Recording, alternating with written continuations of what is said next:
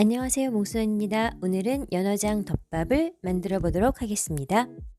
마트에 갔는데 연어가 너무 싱싱했어요. 그래서 연어를 이용을 해서 연어장을 만들어 봤는데요. 연어장을 반찬으로 드셔도 되고요. 연어장 덮밥을 만들어 보세요.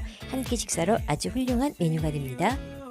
자, 먼저 연어를 흐르는 물에 씻어서 키친타올로 물기를 빼주시고요. 연어를 도톰하게 썰어주세요.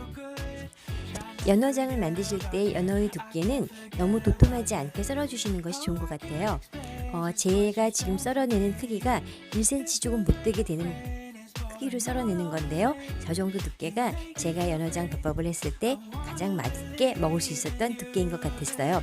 한 0.7cm 정도의 두께로 썰어주시면 될 것 같아요.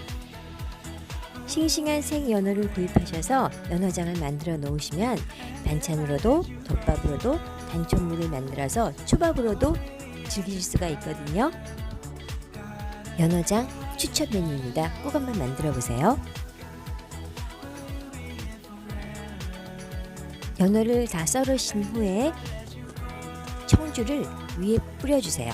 그러면 기름기와 비린내를 제거해 줄 수 있습니다.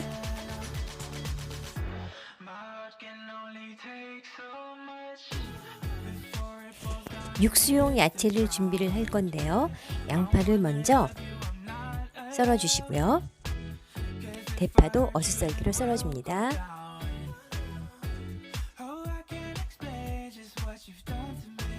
자, 이제 연어장의 가장 중요한 핵심인 간장물을 만들어 볼 건데요.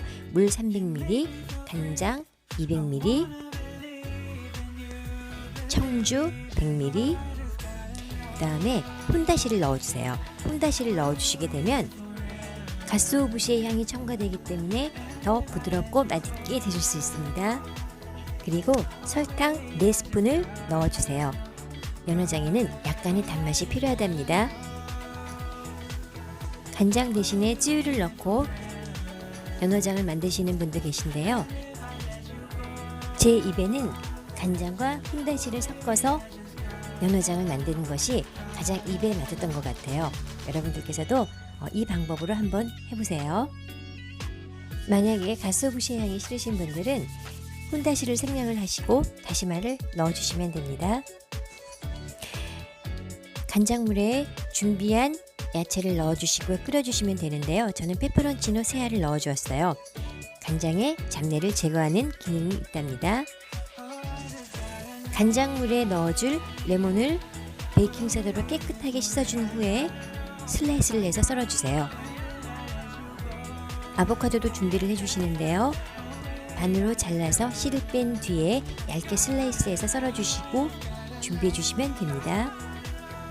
아보카도는 굳이 함께 내지 않으셔도 되는데요. 저는 아보카도의 부드러운 맛이 좋아서 연어와 잘 어울리기 때문에 연어장 덮밥에 꼭 넣어주는 아이템 중에 하나랍니다. 연어에 따라두었던 청주를 버려주시고요. 끓여서 식혀둔 간장물을 연어 위에 부어주시고 청양고추, 홍고추, 레몬, 썰어두었던 양파를 넣어주시면 연어장 완성입니다. 연어장은 만들어 놓으시고 너무 오랫동안 드시지 마시고요. 3, 4일 내로 다 드세요. 간장물을 붓고 5시간, 6시간 정도를 숙성시키신 후 드시면 됩니다. 자, 6시간 후에 숙성된 연어장을 꺼내봤는데요. 자, 보세요. 보기에도 숙성이 아주 잘 됐어요.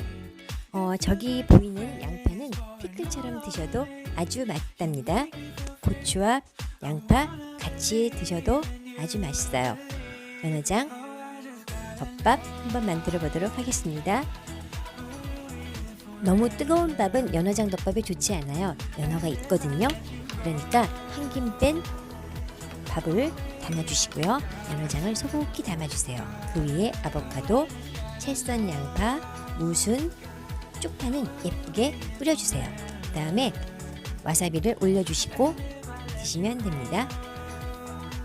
미소된장국을 급히 끓였어요. 자, 이렇게 한 끼 식사가 완성되었습니다.